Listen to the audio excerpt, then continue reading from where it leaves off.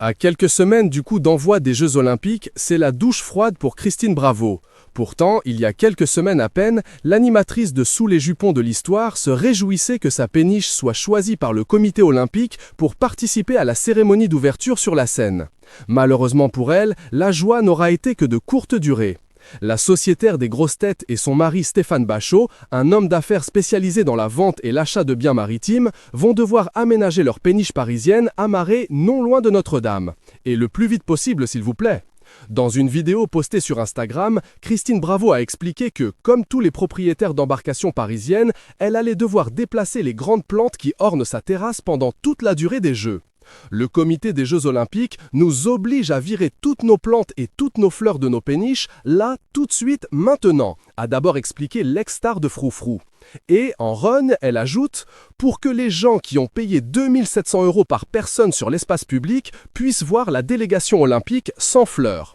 L'animatrice de 68 ans, qui s'est installée en Corse, dans le petit village d'Occhiatana, où elle possède un moulin génois rénové, a donc annoncé une triste nouvelle. Elle doit se séparer de l'ensemble de ses fleurs et autres plantes. « Je solde tout à 2 000 €, c'est à venir prendre sur la péniche. C'est vraiment une affaire si vous avez une terrasse. Je m'en sépare à contre-cœur sur injonction du comité des Jeux qui nous oblige à les ôter. J'en suis malade. Mon mari rentre à Paris exprès la semaine prochaine, a-t-elle ajouté.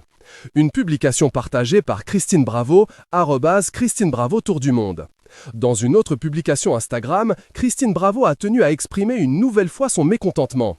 Le comité des Jeux ne veut aucune plante sur nos péniches afin de ne pas gêner la vue des spectateurs ayant payé 2 700 € la place sur les gradins. Je rappelle qu'il s'agit de l'espace public, a-t-elle d'abord écrit.